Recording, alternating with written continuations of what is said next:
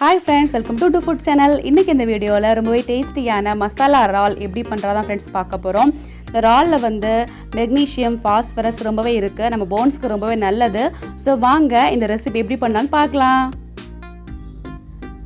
இந்த மசாலா இறால் பண்றதுக்கு நான் இன்னைக்கு 250 கிராம் இறால் எடுத்து நல்லா வாஷ் பண்ணி வச்சிருக்கேன். 2 வெங்காயம் இப்படி பொடியா நறுக்கி வச்சிருக்கேன். 3 பச்சை மிளகாய், ஒரு துண்டு இஞ்சி, 5 வெள்ளை பூண்டு எடுத்து வச்சிருக்கேன். அதுக்கு அப்புறம் பாதி எலுமிச்சம்பழம் எடுத்து வச்சிருக்கேன். 2 பல் பூண்டு அப்படி தட்டி வச்சிருக்கேன். அதுக்கு அப்புறமேட்டு கொஞ்சமா எண்ணெய், உப்பு, கருவேப்பிலை, ஒரு தக்காளி இப்படி நறுக்கி வச்சிருக்கேன். மசாலா பேஸ்ட் ரெடி பண்ணிடலாம். அதுக்கு 3 பச்சை மிளகாய், ஒரு துண்டு இஞ்சி, 4 பல் பூண்டு, அப்புறம் ஒரு 4 சொட்டு எலுமிச்சை சாறு சேர்த்து நல்லா அரைச்சு எடுத்துக்கலாம்.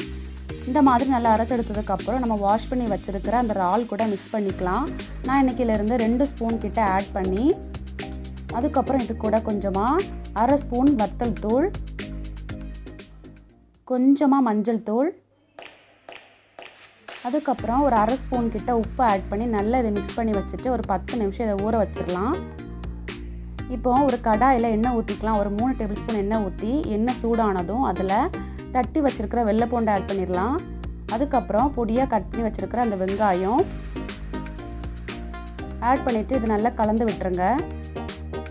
அதுக்கப்புறம் இது கூட கொஞ்சமாக கருவேப்பிலை சேர்த்துட்டு தேவையான அளவு உப்பும் சேர்த்துக்கலாம். இதில் சேர்த்துட்டு இதை ஒரு மீடியம் ஃப்ளேமில் வச்சு வெங்காயத்தோட கலர் சேஞ்ச் ஆகிற வரை நல்லா வதக்கி விட்டுறலாம். இந்த மாதிரி நல்லா வதங்கினதுக்கப்புறம் இதில் நம்ம கட் பண்ணி வச்சுருக்கிற தக்காளி ஆட் பண்ணிக்கலாம். தக்காளி ஆட் பண்ணிவிட்டு நல்லா இதை கலந்து விட்டுருங்க. இப்போ நம்ம இது கூட அரைச்சி வச்சுருக்கிற பேஸ்ட் ஆட் பண்ணிக்கலாம். நம்ம 2 ஸ்பூன் தான் அதில் ஆட் பண்ணோம். ஸோ ரிமைனிங் பேஸ்ட் எல்லாத்தையும் இதில் நம்ம ஆட் பண்ணிடலாம்.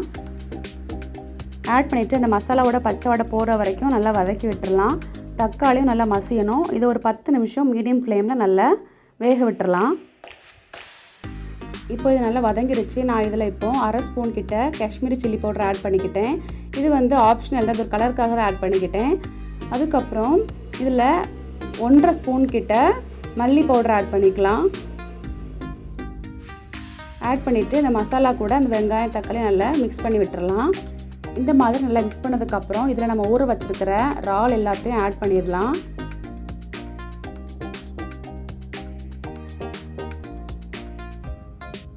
ஸோ இந்த மாதிரி எல்லாத்தையும் ஆட் பண்ணதுக்கப்புறம் இதை நல்லா மிக்ஸ் பண்ணிடலாம். நல்லா கலந்து விட்டுருங்க. இது கூட நம்ம இப்போது 1 கப் கிட்ட தண்ணி ஆட் பண்ணிக்கிறோம். அதிகமாக ஆட் பண்ண வேண்டாம். இறால் வந்து ரொம்ப ஓவர் குக் ஆகக்கூடாது. ஸோ கொஞ்சமாக 1 கப் கிட்ட தண்ணி ஆட் பண்ணிவிட்டு இந்த மாதிரி நல்லா கலந்து விட்டுருங்க. இப்போது லைட்டாக கொதிக்க ஆரம்பித்தாச்சு. இந்த மாதிரி ஸ்டேஜில் உப்பு கரெக்டாக இருக்கான்னு செக் பண்ணிக்கலாம். செக் பண்ணிவிட்டு இது ஒரு 10 நிமிஷம் மீடியம் ஃப்ளேமில் வேக விட்டுடலாம். பாருங்கள், இந்த தண்ணியெலாம் நல்லா வற்றி எண்ணெயெல்லாம் தனியாக பிரிஞ்சு வந்தாச்சு. ஸோ அவ்வளோதான், ரெடி ஆயாச்சு. ஸ்டவ் ஆஃப் பண்ணிட்டு மசாலா ப்ரான்ஸ் எல்லாத்தையும் ஒரு பவுலில் மாற்றி எடுத்துக்கலாம். ஸோ சூப்பரான மசாலா ப்ரான்ஸ் ரெடி ஆயாச்சு. இது ரொம்பவே ஈஸியாக பண்ணிடலாம். ரொம்ப டேஸ்டியாக இருக்கும். ரசம் சாதத்துக்குலாம் இது ரொம்பவே சூப்பராக இருக்கும். ஸோ இந்த ரெசிபி நீங்கள் கண்டிப்பாக ட்ரை பண்ணி பாருங்கள். இந்த வீடியோ உங்களுக்கு பிடிச்சதுன்னா மறக்காமல் லைக் பண்ணுங்கள், ஷேர் பண்ணுங்கள். நம்ம டூ ஃபுட் சேனலுக்கு சப்ஸ்கிரைப் கொடுங்க ஃப்ரெண்ட்ஸ். தேங்க்யூ.